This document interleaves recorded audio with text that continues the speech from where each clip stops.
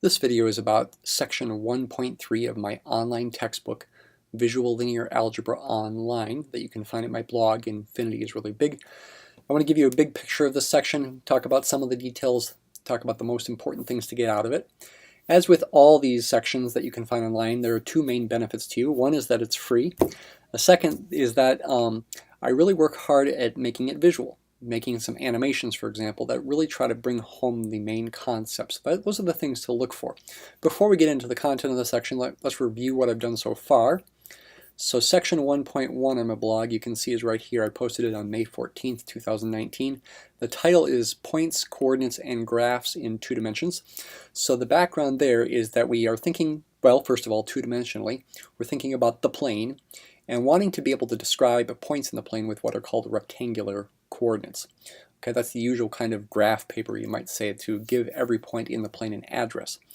Once you've done that, then you can make graphs of equations. The relationship between geometry and algebra is called analytic geometry. It's a very important subject in math. Okay, so this gives you the basics of that. And I also talk about something called slanted coordinate systems. You can see a picture related to that right there. Now that might seem like a weird thing to do, maybe not a big deal, but it actually is part of the main motivation for some of the key ideas in linear algebra. Slanted coordinate systems actually help you solve problems that would be harder to solve otherwise. That's going to be in a future section where I will really make that hit home. Okay. Second section was this one right here, vectors in two dimensions, that I posted on May 21st. Vectors in two dimensions. Still staying in two dimensions here. We will get to higher dimensions in later videos, but I want to keep things simple at first. What is a vector? A vector is a directed quantity, an arrow. We draw them as arrows. They have a certain length and a certain direction. Forces, velocities, displacements, those are all examples of vector quantities. And so I talk about that in here, and I also talk about notation for vectors. All really important things. There's a lot of subtle things that are pretty important you want to pay attention to. What I posted last week, May 30th, is this section, section 1.3, Systems of Linear Equations in Two Dimensions. Solving systems of linear equations is also a big motivating factor with linear algebra. We want to be able to do that and make it systematic. Okay, and again, we are going to go out of higher dimensions in later videos, talk about matrices, later videos and later sections of this textbook.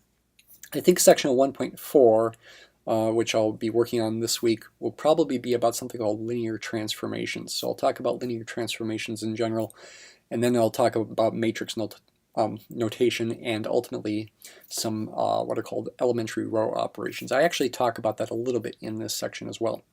So I start with a motivating example, and you can see the animation that you have here. The animations are, again, a key thing for my book. I want to emphasize the key concepts through pictures and through animations like this. And that's something to definitely pay attention to as you work through the book. So I start with a motivating example. Jack and Jill are working. They work different hours, and evidently, if you look at this first paragraph here, they have different pay rates, slightly different pay rates. And the goal is to find their pay rates. Now, you could find their pay rates just by guessing, and I talk about the guessing approach right here. But that's not very efficient, right? That could take a while to find their exact pay rates. It's not hard to find their approximate pay rates in dollars per hour, but to find their exact pay rates would take a while with guessing. So what we want to do instead is we want to use algebra. Algebra is the key thing that helps you make it systematic and solve those for those unknown pay rates as quickly as possible, at least once you know the methods. So we end up with a system of linear equations right here. This thing right there, those two equations which are linear, they involve first powers of x and y, and we have some coefficients and some numbers on the right-hand side. That's our system of linear equations that we want to solve for x and y simultaneously. You want to think of this as a unit. You want to find a solution, a value of x and a value of y that go together, that solve both equations, that make both equations true when you plug them in. Okay? Technically speaking, systems of equations are open sentences. They're neither true nor false until you plug numbers in. You want a pair of numbers, x and y, that make both equations true when you plug them into the system. Okay? And you can check. I would encourage you to get a calculator out and check that this is the unique solution. X must be 15.45 and y must be 16.20. You can look at the numbers here, double check those with your calculator. That is, in fact, the unique solution. Just one solution, even though it's two numbers. It's important to realize that. Okay? But, you know, that begs a question, and that is the solution. How do you find the solution, though? There are two main methods, substitution and elimination. So I'll show you substitution first. That's maybe you might say a more basic method. Elimination is a little harder, but also generalizes to higher dimensions better. Okay, so that's the key thing to watch out for there. Also, something to look forward to here is I've got kind of a cool animation to illustrate visually the geometric meaning of elimination. Okay, so that's something to look forward to, pay attention to. So here's the method of substitution. We use algebra techniques in the following order. We got, again, a system of two equations and two unknowns. Solve one of the equations for one of the unknowns, one of the variables. It doesn't matter which equation and which variable. Maybe I should have called those unknowns. I'll maybe go back and change those to unknowns there. Step 2, substitute the answer from step 1 for x or y in the other equation in place of the variable that was solved for. That other equation is now only going to involve just one variable, either x or y. So solve for it. Step 3, I'm assuming you know how to do the simpler solving steps. Step 3 is to plug the answer from step 2 into any of the equations, the first or second equation, or maybe even the new equation that you solved for in step 1, and solve for the other variable. Okay? So let's see the details. For this system for Jack and Jill's pay rates right there, we can, for example, solve for y in terms of x with this line right here. Okay, I could have solved for x in terms of y. But now for step 2, the second equation is this. Replace the y in that second equation with this expression, 26.5 minus 2/3 x, right here. And you'll get this, and that can then be simplified and solved for x. Like this, x turns out to then be 15.45. Plug that into any of the other equations to solve for y, any of the other equations that involves both x and y. And I plugged it into this equation right there, which was not one of the original equations. That's why I said plug it into any of the equations there. And you get the value of y, okay? And that's the unique final answer. A subtle point here is actually what we've just done, this algebra work, assuming we haven't made any mistakes, is we've just derived a possible solution. It's not a guaranteed solution until you check it. Checking is important, not just for making sure you're right, but technically proving you are right, and I'll talk about that in the concept of extraneous solutions for nonlinear equations at the bottom of this section. What's the method of elimination? Okay, that's where you are going to do some algebra steps to the system itself and try to eliminate one of the variables in one of the equations, and then maybe continue and try to eliminate the other variable in the other equation. Okay, again, logically speaking, we are only deriving possible solutions. It's not really a proof that it's a solution until you check it. In this case, the one thing you can do is you can multiply the top equation, the first one, by 3 and the bottom one by 2. And what will happen if you do that is you'll get a 6x and a 6x in both spots, in the top and the bottom equation, like you see down here. Make sure you check my work with your calculator here. And now you can subtract one equation from the other. I could, for example, subtract the second equation from the first equation to eliminate x. This is the equation that results right there, 5y equals 81. I have eliminated x in the second equation. It's really like I've got a new system down here. Okay, that's an important thing to realize. I really have a new system. It's equivalent. It's got the same solution set, the same one point, in fact, that's a solution to the other one. Then the next step is you could, for example, multiply the first equation by 5 and the second equation by 3 to get a 15y in both spots, like you see here. And I could then, for example, subtract the second equation from the first again and say put the answer in the first spot to get this simpler system, and then divide the top equation by 10 and the bottom equation by 5 to get the answers. Okay? I'm purposely structuring this in the way you see here, with more space here and more space there, so that it's going to generalize nicely to higher dimensions and to matrices. We're going to talk about row operations with matrices probably in a couple sections. Okay? All right, here we get to the quote-unquote fun stuff, where we're going to try to visualize what's going on, ultimately with some animations. Excuse me. The fact that linear equations have graphs which are straight lines in rectangular coordinates, we talked about that in the first section, and solutions are pairs of numbers, ordered pairs, these are big hints that we should use rectangular coordinates, try to visualize these things. So we're going to consider a new example, no Jack and Jill anymore, 5x minus 3y equals 11 and x plus 2y equals 10. Solve for x and y, not yet actually, okay? Just make graphs first. Although to make graphs you need to solve for y as a function of x in both equations. Okay, so what I did in here is I down here is I solve for y as a function of x in both equations so that I can make these graphs based on slope and intercept, and I can see they intersect at one point. Okay, now since the solution's got to solve both equations, that one point, that black dot that you see there, has got to be the unique, in this case, solution to the system, okay, because it is on both lines. And you can check that. That point happens to be the 0.43. It certainly looks like it's the 0.43, but you can double check that it is the 0.43 because if you plug in x equals 4 and y equals 3 into both equations, you get that the solution is satisfied, the system is satisfied, okay? You get true statements. Let's look at the substitution method here. In fact, you can kind of modify the substitution method with this because I've already solved for y as a function of x in both cases, right here. And you can set those two things equal to each other, which is what you see right here. Solve that equation for x. So this is a modified form of substitution. And get x equals 4 down here. And then solve for y and get y equals 3. Okay? How about elimination? Okay? What I did first here, you can see with the elimination method, is something different as well. I swapped the equations around. Now that's not technically necessary, but it is certainly an okay thing to do.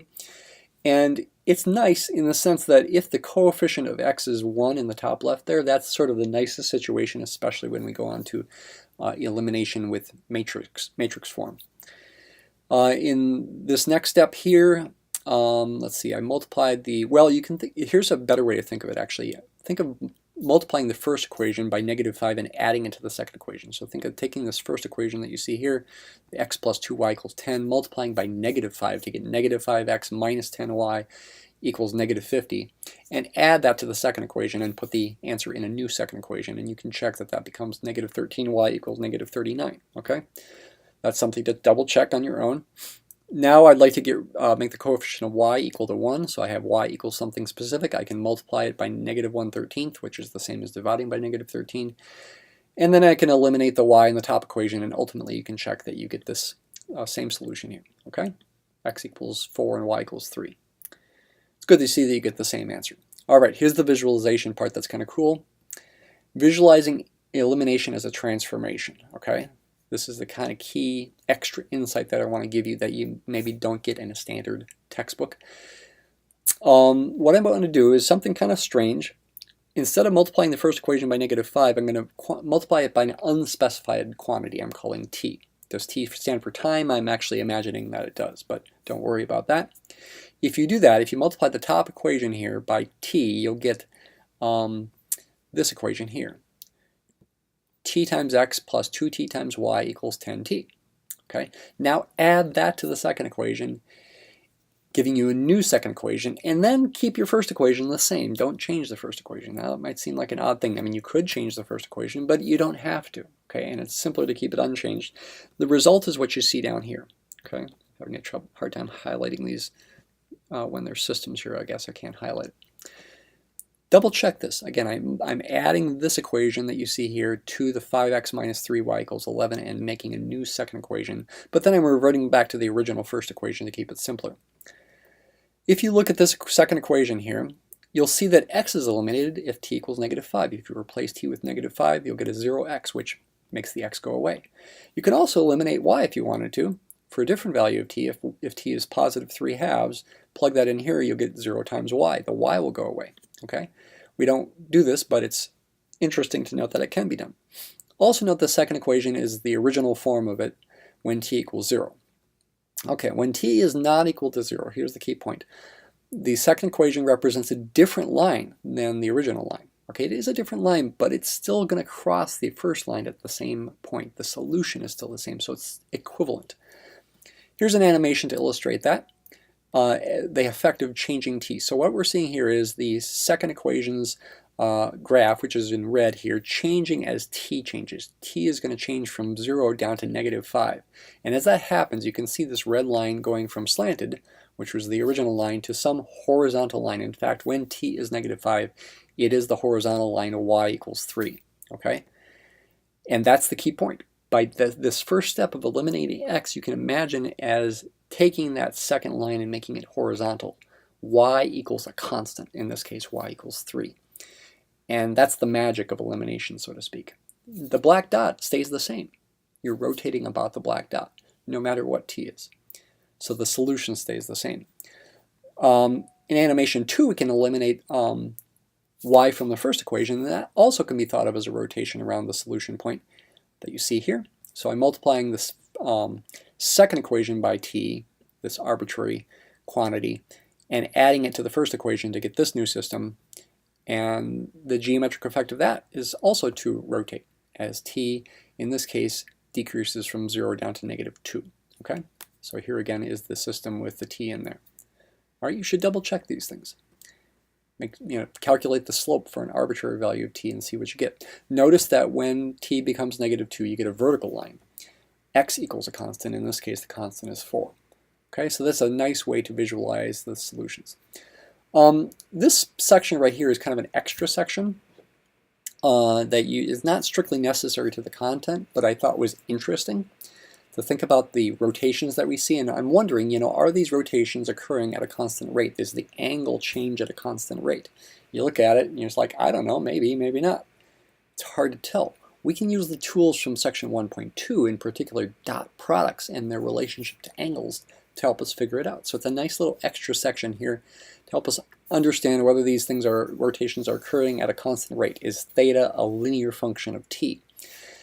And if you double check these calculations, you'll see that it's not. What I need are a couple of vectors that are parallel to those lines. I do the second case here, and to use this equation here, that the angle is equal to the arc cosine of v dot w over the length of v times the length of w. By the way, again, inverse cosine is the same as arc cosine.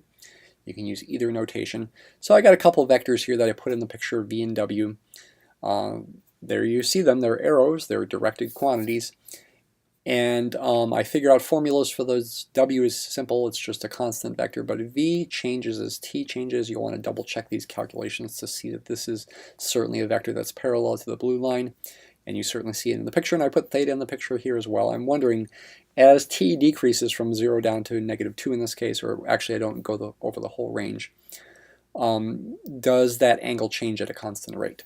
Okay, and I do the calculations here, and see that, no, this is not a linear function of t right there, okay? So it definitely does not change at a constant rate. If you graph it, it's not a straight line. This is graph of theta as a function of t. It's not a straight line, so it's not changing at a constant rate, which you probably could have guessed ahead of time. All right, we're getting close to being done here. Hang on. The content that follows is sort of general remarks about what can happen. We can say that, what can we say about a general two-dimensional linear system? One thing we can say is typically, generically is the more official word, these two lines are going to have two different slopes. You pick two random lines in the plane, they're probably going to have different slopes. So they're going to intersect at just one point. So you're typically going to get a unique solution to the system. If the lines happen to have the same slope, parallel, they'd be parallel.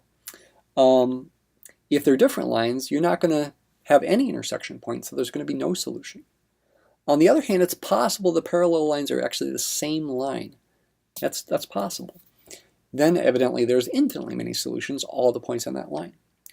Systems with a solution are called consistent. Systems without solutions are called inconsistent. Most systems are consistent. Can we think about this algebraically? Yes, this part is kind of messy, you might say, but I think worth your while to work through. Let me just summarize it instead of going through the details. I'm trying to do the elimination in the general case here. You see this general system, ax plus by equals u, and then cx plus dy equals v. I'm trying to eliminate in this general case. And in this, it's simplest to assume at the start a is not 0. Now this can be done when a is 0, but let's just assume a is not 0. You'll see if you look at these calculations, we can do it as long as we're not dividing by 0. So we're again assuming a is non-zero, so we are not dividing by 0 here. We're also seeing in this step right here that we don't want to divide by 0 here. AD minus BC must not be 0. Okay, that's actually the key condition that guarantees the two original lines are not parallel, so there will be a unique solution. That quantity is so important, it's got a name. It's called the determinant of the linear system, and we'll talk about that in later sections. If you replace this quantity and solve for x, you get this as the general solution. Again, AD minus BC must not be 0. And that you can solve for the exact same answer, even in the case where a is 0, as long as AD minus BC is still non-zero. Which would mean either B or C is also non-zero in that case. And that's something important to realize. If the determinant is 0, the lines are going to be parallel. There's either going to be no solution or infinitely many solutions. And there's infinitely many solutions in the case where these equations that you see here are constant multiples of each other, non-zero multiples. So there's a constant lambda that makes these equations true. Okay, it is possible for A and C to both be 0 or B and D to both be 0, but they can't all be 0. There's something called the parametric vector form of the solution in the infinite case, when the lines are really the same lines, so these equations are constant multiples of each other. This is a pretty important thing to pay attention to as well. You can write the solution as a vector instead of a point. Remember, back in section 1.1, there's this correspondence between points and vectors. Actually, I guess that was section 1.2. That's important, and it's important here. I'm thinking of the solution as being a vector. U equals v plus xw, where x can be anything. It's sometimes called a free variable or a parameter. And as x varies, this traces out a line, and that's the animation you see down here. Thinking about the geometric meaning of vector addition, either in the way that I started in section 1.2 or via the parallelogram law. You can either think of the solutions as being all the green points on that green line, or all the pink vectors that are starting at the origin and pointing at the line. Okay? V plus x times w as x varies gives you all solutions. V is called a particular solution of the original system, some terminology here. And W is called a solution of the corresponding homogeneous system, where there's zeros on the right-hand side. It's not the original system. These are some important things, okay? Pay attention to for future sections.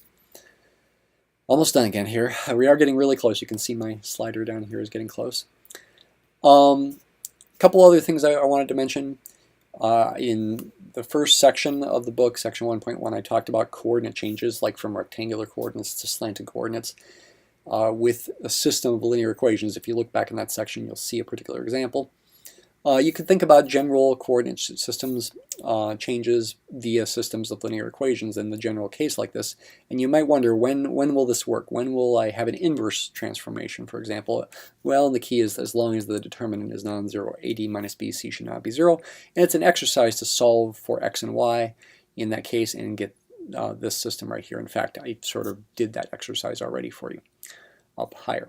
Final section is a discussion of extraneous solutions of nonlinear equations. Remember, I emphasized that the solving of the system really only gives you the possible solutions, at least in theory. It's in the checking that you really prove that they are solutions. And that's an important point when you talk about nonlinear equations. For example, the nonlinear equation I'm considering is right here, x minus 4 equals square root of x plus 2. How can you solve a nonlinear equation like that for x? You can try to get rid of the square root by squaring both sides and get this equation right here. And then you can try to solve for x by rearranging and using either factoring or the quadratic formula, and you get answers that are 2 and 7. X equals 2 and x equals 7. However, only one of those works in the original equation. 7 works. When you plug in 7 on the left side, you get 3. Plug in 7 on the right side, you get square root of 9, which is also 3. But 2 is not a solution. 2 minus 4 is negative 2, but square root of 4 is positive 2, not negative 2. Now you might say, well, I thought the square roots of 4 are plus or minus 2. And that's true, but when you use the square root symbol, this is a convention in basic math, it means the positive square root of that positive number, okay? So by definition, the square root of 4 is the positive square root of 4, 2, not negative 2. If you want to include 2 and negative 2, you want to put the plus or minus symbol in there. So we got an extraneous solution, probably better to call it a fictitious solution, and that's the logic behind why you technically need to check it to prove it. Okay. Now with linear systems, when you derive the possible solutions, they will be actual solutions as well. It's really only in nonlinear systems, nonlinear equations, where you get extraneous solutions. And the root of why that happens in this case is because we squared both sides. Squaring is not an invertible transformation unless you restrict the domain. Got some exercises here, just 5 of them at the moment. I probably will add to this in the future here when I think of other exercises, but there's 5 to get you going. Thanks for watching.